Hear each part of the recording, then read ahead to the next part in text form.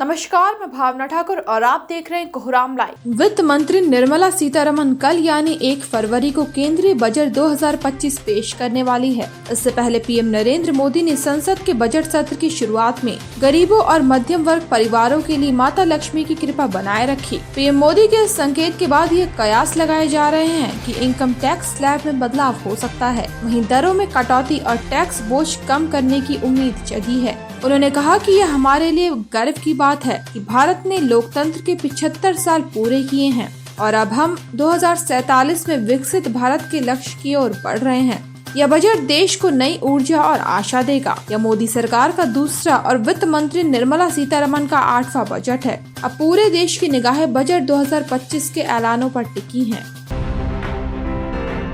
CM Hemant Soren ने आज स्वास्थ्य विभाग के अधिकारियों के साथ गुइलेन-बैरे सिंड्रोम GBS बीमारी के संक्रमण की रोकथाम एवं चिन्हित मरीजों के इलाज की व्यवस्थाओं को लेकर की जा रही तैयारियों की समीक्षा बैठक की। उन्होंने अधिकारियों और मरीजों की पहचान करने एवं उनके इलाज की विशेष व्यवस्था करने के निर्देश दिए।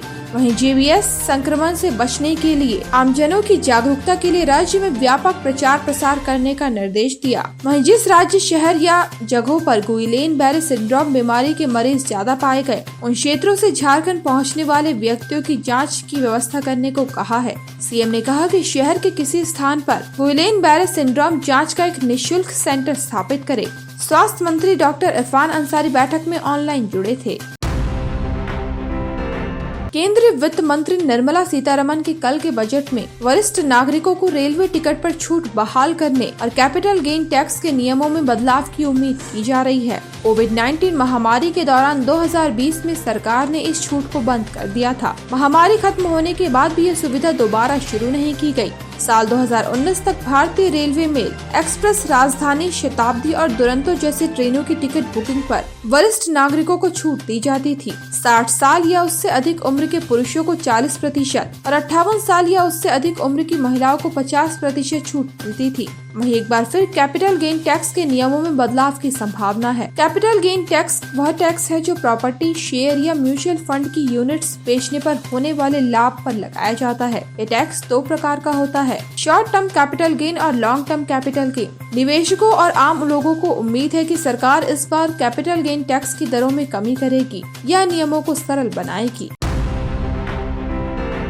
दिल्ली विधानसभा चुनाव से पहले आम आदमी पार्टी को बड़ा झटका लगा है। एक साथ पार्टी के 7 विधायकों ने इस्तीफा दे दिया। इनमें सबसे पहले महरौली से विधायक नरेश यादव ने इस्तीफा दिया। इसके बाद एक के बाद एक 6 विधायकों ने रिजाइन कर दिया। जनकपुरी से विधायक राजेश ऋषि, त्रिलोकपुरी से विधायक रोहित कुमार महरौलिया, कस्तूरबा नगर के विधायक मदन लाल, बिजवासन से विधायक भूपेंद्र सिंह जून, पालम से विधायक भावना गौड़ और आदर्श नगर से MLA पवन कुमार शर्मा शामिल है। खबर है कि इन सभी विधायकों को पार्टी से टिकट नहीं मिला। एक साथ 7 विधायकों के जाने से आम आदमी पार्टी पर कितना असर पड़ेगा, ये तो 8 फरवरी को चुनाव के नतीजे वाले दिन ही पता चल पाएगा।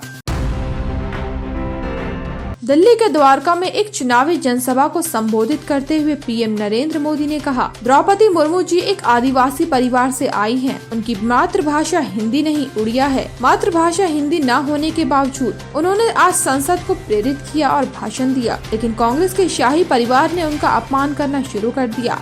शाही परिवार के एक सदस्य ने कहा कि आदिवासी बेटी ने बहुत बोरिंग भाषण दिया। दूसरे सदस्य ने तो इससे भी और एक कदम आगे बढ़कर राष्ट्रपति को गरीब कहा और थकी हुई कहा। ये देश के 10 करोड़ आदिवासी भाई बहनों का अपमान है। ये देश के हर गरीब का अपमान है। वहीं राष्ट्रपति भवन ने भी कांग्रेस के इस तरह के बयानों पर कड़ी आपत्ति जताई है। गौरतलब है कि राष्ट्रपति द्रौपदी मुर्मू ने आज संसद को संबोधित किया। उन्होंने देशवासियों की उपलब्धियों के बारे में बताया, विकसित भारत के विजन के बारे में बताया। 1 फरवरी से यूपीआई से जुड़े नियमों में बदलाव होने वाला है। अब नया यूपीआई आईडी बनाते समय कुछ विशेष बातों का ध्यान रखना होगा। नए नियम का ध्यान नहीं रखने पर आपका यूपीआई आईडी कैंसिल किया जा सकता है। National payment corporation of India NPCI के द्वारा एक नोटिफिकेशन जारी किया गया है। इसमें कहा गया है कि न्यू यूपीआई आईडी में केवल अल्फाबेट या न्यूमेरिक का इस्तेमाल करना होगा। इसके अलावा आप किसी भी तरह के स्पेशल कैरेक्टर जैसे हैशटैग, स्टार आदि का इस्तेमाल यूपीआई आईडी बनाते समय नहीं कर सकते। अगर ऐसा करते हैं तो आपकी यूपीआई आईडी को रद्द कर दिया जाएगा। NCPI के द्वारा यूपीआई आईडी बनाने की प्रक्रिया को स्टैंडर्डाइज कर दिया गया है। वहीं यूपीआई के लिमिट में कोई बदलाव नहीं किया गया। क्रिकेट के भगवान कहे जाने वाले दिग्गज क्रिकेटर सचिन तेंदुलकर को बड़ा सम्मान मिलेगा। उन्हें बीसीसीआई के लाइफ टाइम अचीवमेंट अवार्ड से नवाजा जाएगा। शनिवार को मुंबई में बीसीसीआई अपनी वार्षिक समारोह में उन्हें सम्मानित करेगा। अपने शानदार करियर में सचिन ने 664 अंतर्राष्ट्रीय मैचों में 48.52 की औसत से 34,357 रन बनाए। अंतर्राष्ट्रीय क्रिकेट में उन्होंने सबसे ज्यादा सर्वाधिक 100 शतक और 164 अर्धशतक लगाए। 51 साल के सचिन के नाम क्रिकेट के इतिहास में कई रिकॉर्ड दर्ज हैं।